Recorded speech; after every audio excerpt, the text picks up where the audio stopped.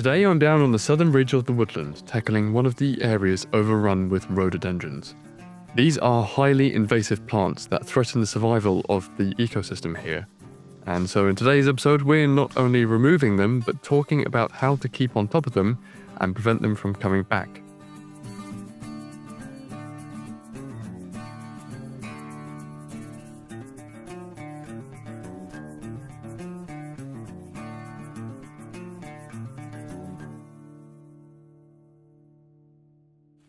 Hey everyone, how's it going? I'm up here today again where most of the rhododendrons are growing. These ones are still quite low, but we have a few taller ones over there. So I have noticed this is slowly encroaching on this more healthy area of closed canopy woodland. So that is my aim, to continue to remove these plants until they are no longer a threat. The main way that rhododendrons spread, I guess, is they send out suckers through the soil, run through the soil and pop up on a hole of the stem, and that stem will send out several suckers of its own. So counts as a clonal plant, but I guess its behaviour is very similar. So that is how it spreads, and that's why we have areas like this that are so overgrown, basically. That said, however, this area was a year ago inaccessible. You couldn't get through here, and in the last year we have exposed these trees around here, lots of birch trees here, which is nice to see, and there are some shorter, more stunted trees as well, which I'm assuming is probably a result of the shade cast by the rhododendrons. So that is what I'm going to continue working on today, and we're also going to explore how you suppress these plants from coming back time and time again when you remove them, and they just seem to coming back. But let's crack on with the work.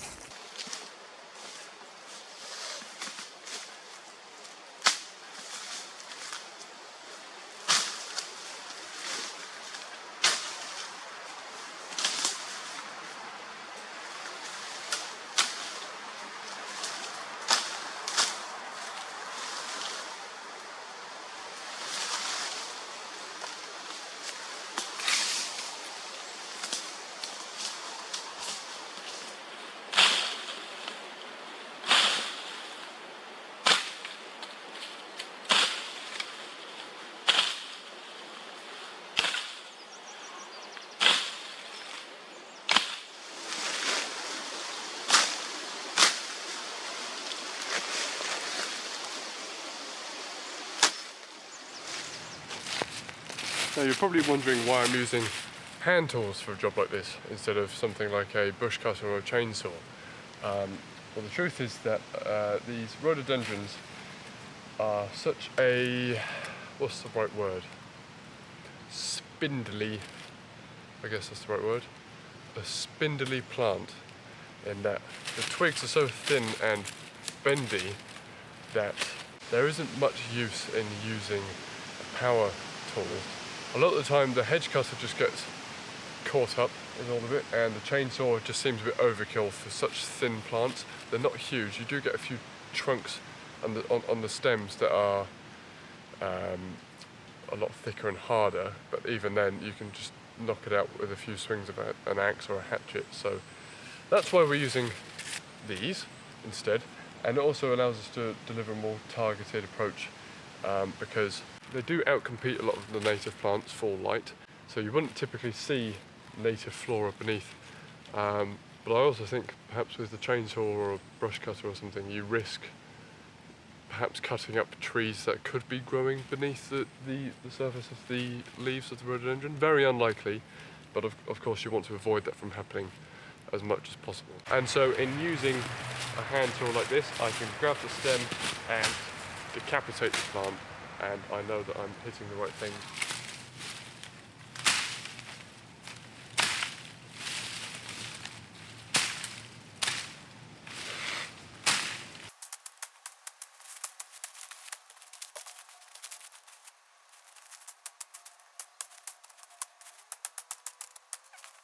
Okay, so this is one of the main areas that we were working in, and you can see the soil is exposed again. However, the rhododendrons are regrowing, and of course that's what we're going to be talking about in this video. But what the benefit is of removing these is, now that we have exposed this area, And now that it's autumn, the leaves are dropping from the trees, and you can see that there's all this organic matter now on the ground.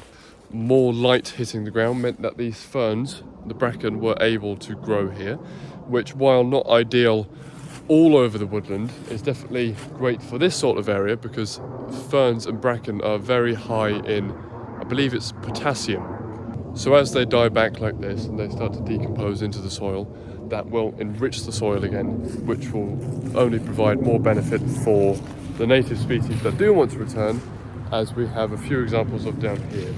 This area we have opened up. We go back through there to our wheelbarrow. And we have lots of beech trees. We've got some sycamores around here. More beech trees. There's a big holly tree there as well, which is nice to see. Lovely beech, glowing golden there in the autumn sun. I believe there's a little hornbeam growing there, which is great to see. And then over here we've got some big oaks.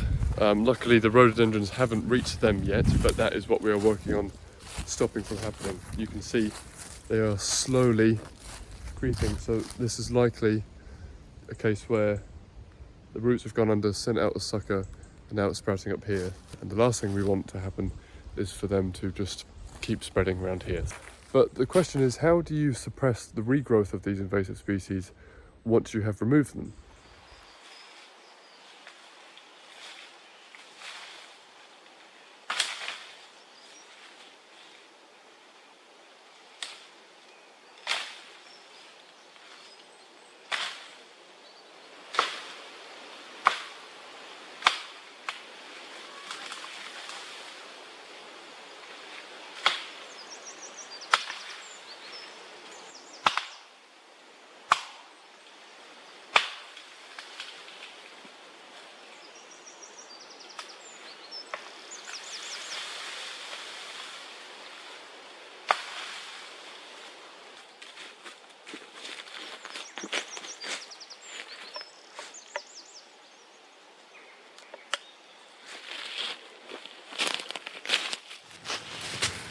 So how do you go about suppressing the regrowth of certain invasive species like rhododendron once you think you've removed them? Well, as I said, the thing about rhododendrons is they spread by sending out suckers through the soil. So that means even if you think you've removed the tree itself, what might happen is the roots will survive and then it will just pop up somewhere else. Perhaps the most efficient way to remove them is to use chemical agents like glyphosate, for example, which will kill the plant and have a much higher likelihood of preventing that regrowth that makes them very difficult to keep on top of. However, here in a natural environment like this, where we're in a woodland and there's many other native trees around that we are trying to protect, we'd rather avoid using chemical agents like glyphosate because we cannot be certain that they will not leach through the soil or spread around the environment and start harming other plants. And so, of course, this being a rewilding project and a nature conservation project, we really want to try to avoid as many uses of chemicals like that as possible. Unfortunately, that gives us 10 times the work because it means we have to find other manual ways of suppressing that regeneration. So you can see here, this is a stem that I've cut down earlier this year. And already you have the regrowth of the leaves and the twigs coming off the side. And so in a situation like this, what can you do? Well, the painstaking method is to remove the stem and the roots itself, which involves lots of digging and forking out the roots. However, that can be very difficult when the plant is still alive because those roots are really there in the soil, holding on for dear life. And so another method that you could use, which takes some time and is not guaranteed to work, is to limit the plant's ability to photosynthesize and therefore produce the energy that needs to survive. Again, this is not guaranteed to work, but you could use something like a black bin bag, for example, which you then cover the regrowth with, like so, and hopefully suppress the ability of the plant to grow. Of course, like I said, that's not guaranteed, and I'm not going to leave this here because the downside to this method is that you are, of course, leaving plastic in the environment, which if forgotten about, will be there for pretty much ever. So that is one method, but it's got to be intensely managed. So for example, if you were planting trees, for example, you have to put the tree shields around them. And once the tree has reached a certain diameter and maturity that browsers are no longer a threat to the survival of the tree, then you should remove the plastic shield around to allow the tree to grow properly. And so this method should be done in exactly the same way.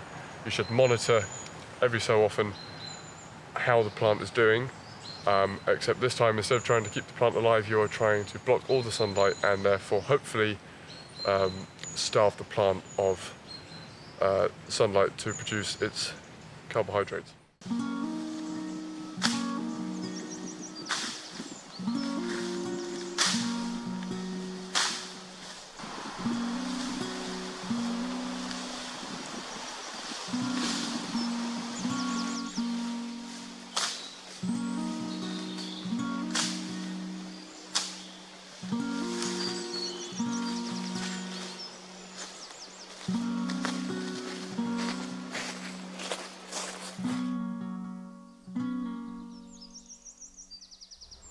Now, of course, the objective for this work is not just mindless deforestation, nor is it out of personal preference for what we want in the woodland.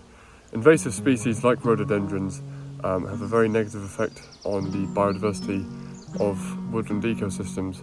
And so this is only phase one of our current restoration project, which is to remove all of the invasive species that we can and then continue to maintain preventing their regrowth. Phase two, however, is all about restoring the woodland to a more natural state, and that involves the replanting of native trees and shrubs.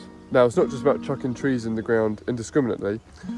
We have to make sure that our planting method mimics the cycles of natural regeneration, essentially. And so there is one particular method devised by a Japanese arborist, and it's named after him, but I can't remember his full name, but the method is called the Miyawaki method. And essentially, rather than planting 1 or 2 trees every square metre, as the traditional conventional tree planting methods would suggest, instead you plant from 3 to 5 trees in a square metre, and you plant a mix of different species together, and this is in an effort to mimic the way that a forest would naturally regenerate. And so at the moment, the majority of our work is focused on the removal of those invasive species, but very soon, once winter's here and this area is a bit clearer, we are going to be replanting hundreds and hundreds of native trees here in an effort to bring these clearings back to life, so that these areas dominated by bracken and brambles and other species will hopefully start to look a lot more like this woodland. Of course, like I said, it's not about planting a monoculture, it's about trying as best we can to mimic the ecological diversity that you would find in a natural woodland. If you want to help us achieve that and bring these areas of woodland back to life, then we have actually launched a fundraiser that will help us fund the purchase of hundreds and hundreds of native tree saplings. Of course, we are going down other routes as well, and we will be contributing our own funds, but this is an opportunity for you guys if you want to be a part of an independent nature restoration project and see an ancient woodland come back to life. You don't even have to donate, you can just subscribe to the channel, share this video around with others, and ultimately that's what it's all about. It's about building this community where not only we discuss and try to have this dialogue of education on ecology and nature and other topics as well, but it's also about creating a community with a real world impact. So by liking this video, subscribing and sharing with your friends, then you are having a real impact on this fragmented woodland which has been degraded for quite some time, and that we are working our very best to bring back to life. Thank you for watching, everyone. I'm Brandon at the Wellstead, and I will catch you in the next video.